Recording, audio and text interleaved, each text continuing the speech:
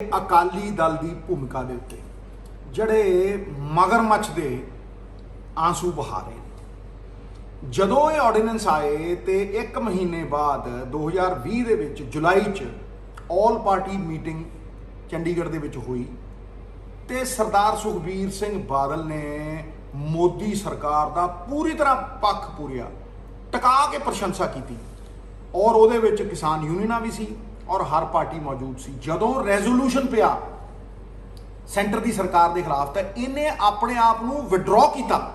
ये तुहानूं याद कराउणा चाहुंदा 3 खेतीबाड़ी कानून सुखबीर सिंह बादल ने सीनियर लीडरशिप समेत प्रैस कॉन्फ्रेंसां कीतियां अते खुलेआम खेती कानूनों की प्रशंसा की।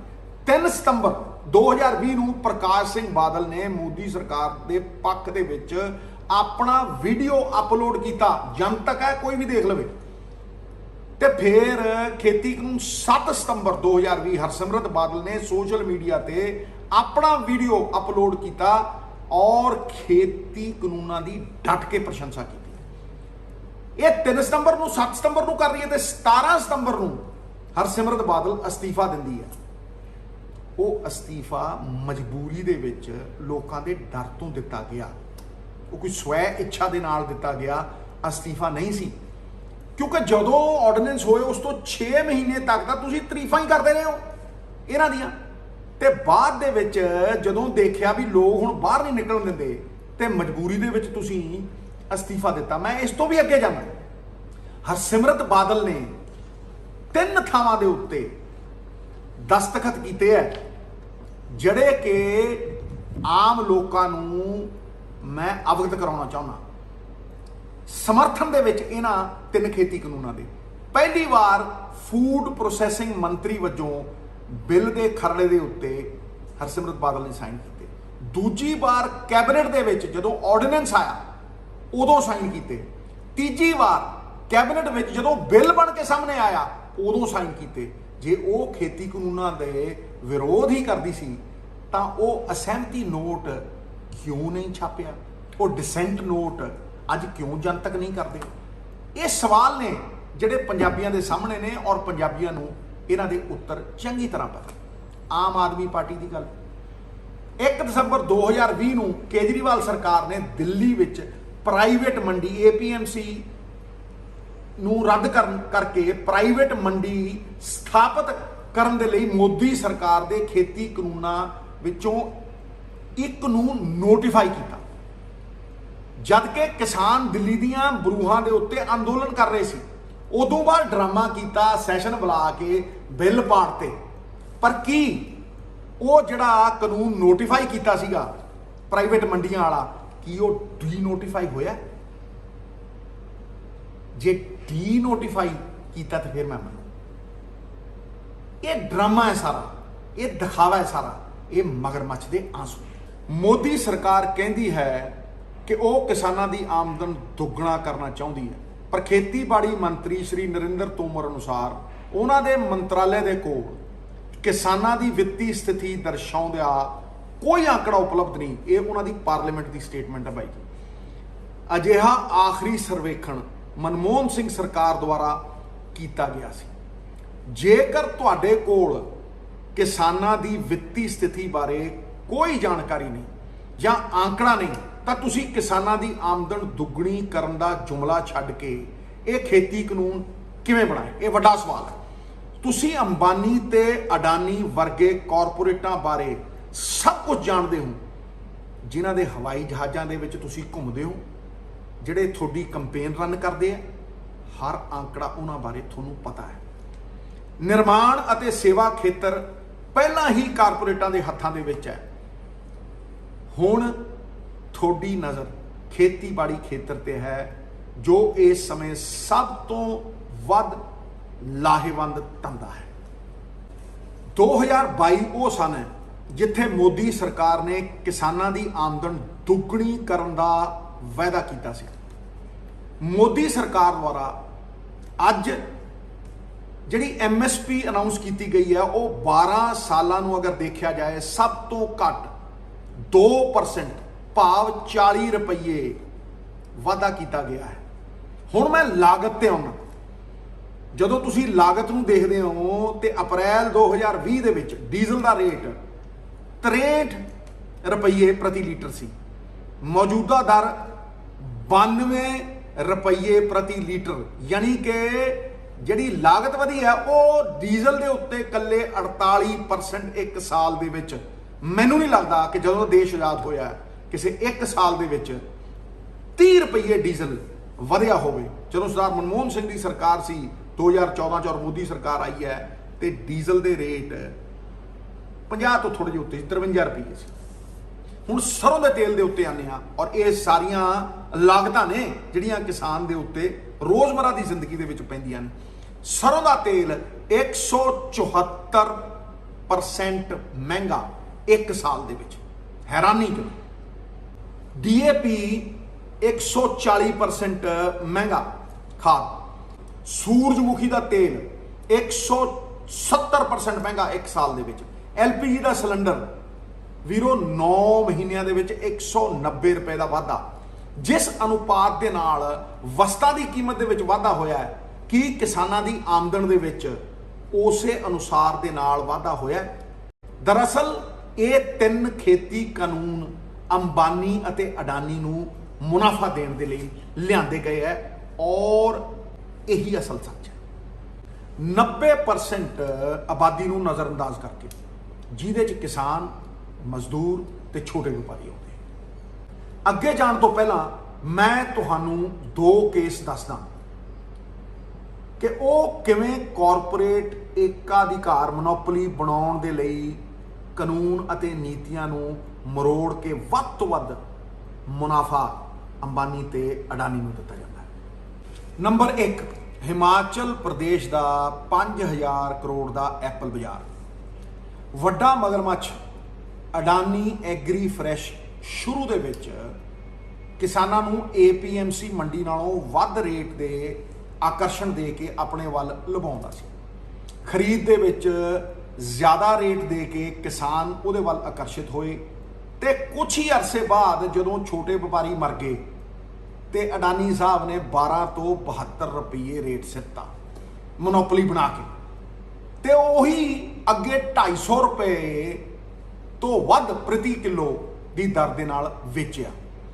ਕਿਸਾਨਾਂ ਅਤੇ ਸਰਕਾਰੀ ਅਧਿਕਾਰੀਆਂ ਨੂੰ ਸ਼ਾਮਲ ਕੀਤੇ ਬਿਨਾ ਅਡਾਨੀ ਸਮੂਹ ਮਨਮਰਜ਼ੀ ਆਰਬਿਟਰੇਰੀ ਤਰੀਕੇ ਦੇ ਨਾਲ ਸੇਬ ਦੀ ਕੀਮਤ ਨਿਰਧਾਰਿਤ ਕਰਦਾ ਹੈ, ਜਦਕਿ APMC ਦੇ ਵਿੱਚ ਸਾਡੀਆਂ ਜਿਹੜੀਆਂ APMC ਦੀਆਂ ਮੰਡੀਆਂ ਦੇ ਵਿੱਚ ਅੱਜ ਵੀ ਕਿਸਾਨ ਨੂੰ 90 ਤੋਂ 125 ਰੁਪਏ ਪ੍ਰਤੀ ਕਿਲੋ ਪ੍ਰਾਪਤ ਹੁੰਦੇ ਨੇ।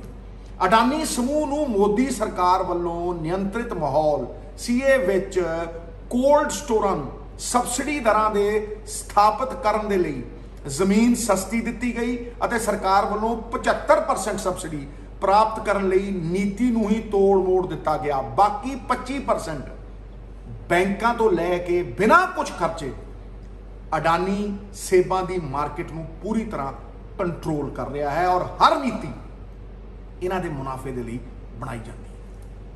ਨੰਬਰ 2, ਸਰੋਂ ਦਾ ਤੇਲ।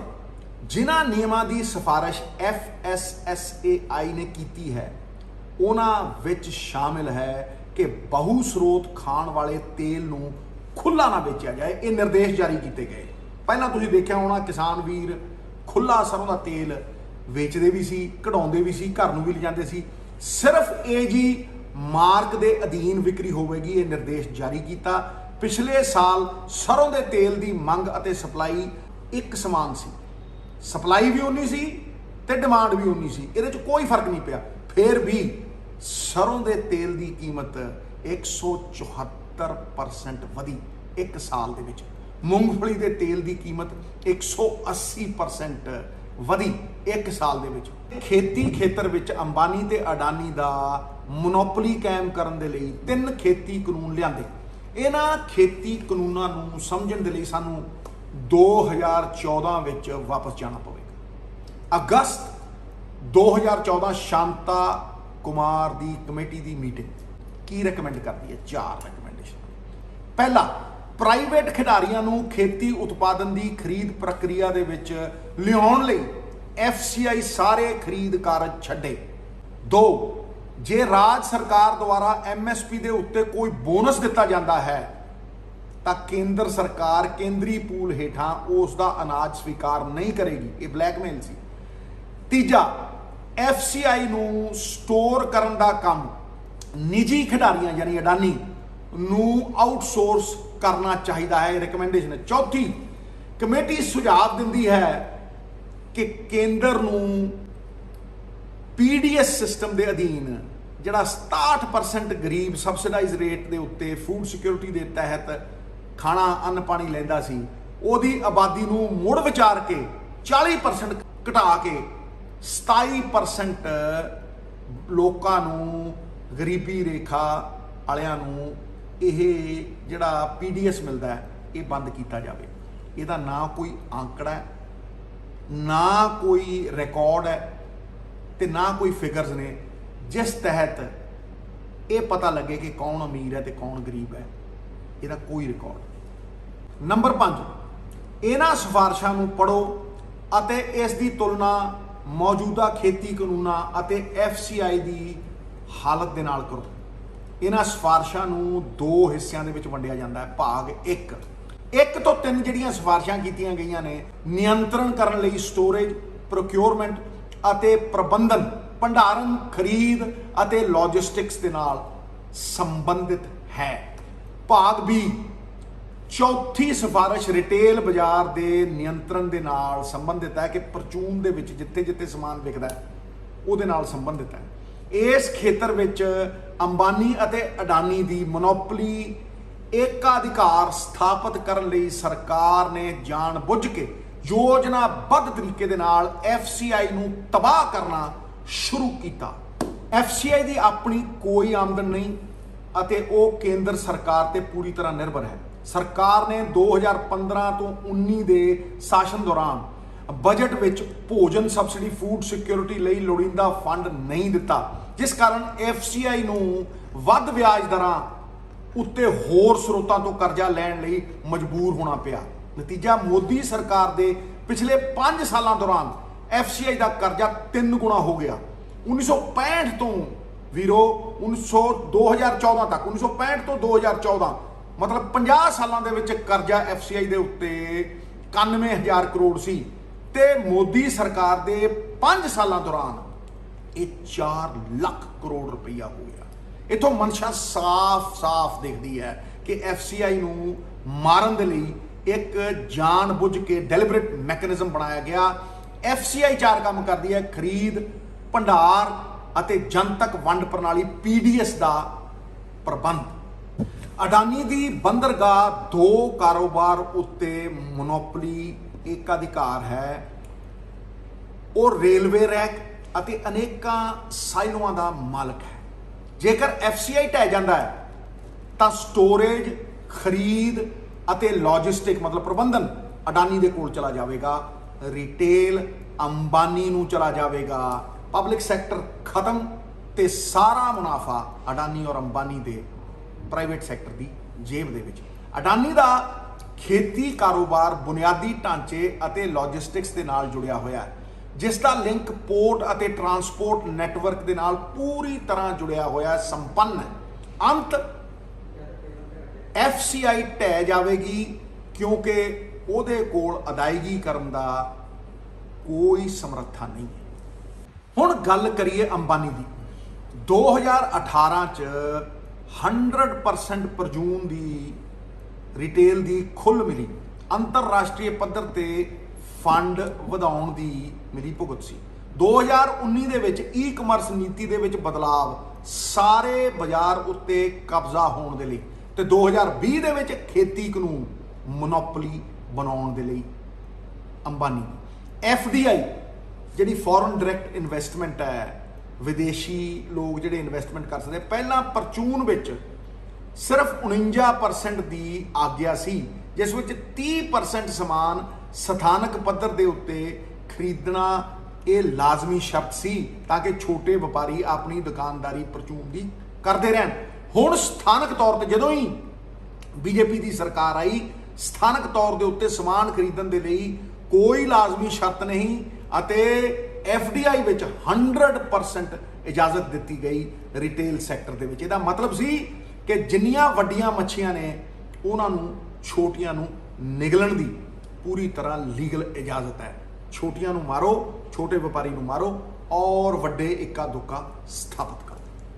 ਦੇਸ਼ ਦੀ ਈ-ਕਾਮਰਸ ਨੀਤੀ ਦੇ ਨਿਰਮਾਤਾ ਅੰਬਾਨੀ ਸਾਹਿਬ ਨੇ। ਨੀਤੀ ਇਸ ਤਰੀਕੇ ਦੇ ਨਾਲ ਡਰਾਫਟ ਕੀਤੀ ਗਈ ਹੈ ਕਿ ਸਭ ਤੋਂ ਵੱਡੇ ਪਲੇਅਰ ਜਿਹੜੇ ਸੀਗੇ ਫੇਸਬੁੱਕ, WhatsApp, ਉਹਨਾਂ ਨੇ 44,000 ਕਰੋੜ ਰੁਪਈਆ ਅੰਬਾਨੀ ਸਾਹਿਬ ਦੀ ਰਿਟੇਲ ਦੇ ਵਿੱਚ ਇਨਵੈਸਟ ਕਰ ਦਿੱਤਾ। ਇਹਦਾ ਪੂਰਾ ਪ੍ਰਮਾਣ ਹੈ ਕਿ ਭਾਈ ਸਾਰੀਆਂ ਨੀਤੀਆਂ ਇਸ ਤਰੀਕੇ ਨਾਲ ਘੜ ਕੇ ਸਾਰੀ ਵਾਗਡੋਰ, ਸਾਰਾ ਪ੍ਰਬੰਧਨ ਜਿਹੜਾ ਆਨਲਾਈਨ ਖਰੀਦਦਾ ਹੈ ਉਹ ਅੰਬਾਨੀ ਸਾਹਿਬ ਨੂੰ ਦਿੱਤਾ ਗਿਆ। ਜਦੋਂ ਤੁਸੀਂ ਫੇਸਬੁੱਕ, WhatsApp ਤੇ ਅੰਬਾਨੀ ਦਾ ਸ਼ੇਅਰ, ਮਾਰਕੀਟ ਸ਼ੇਅਰ ਲਾਓਗੇ ਆਨਲਾਈਨ ਟ੍ਰੇਡਿੰਗ ਦੇ ਵਿੱਚ, ਜਿਹੜਾ ਕਿ ਫਿਊਚਰ ਹੈ ਕਿਉਂਕਿ ਖਰੀਦਦਾਰੀ ਹੁਣ ਆਨਲਾਈਨ ਹੀ ਹੁੰਦੀ ਹੈ, ਉਹ 110 ਕਰੋੜ ਲੋਕਾਂ ਨੂੰ ਇਨਫਲੂਐਂਸ ਕਰਦਾ ਹੈ।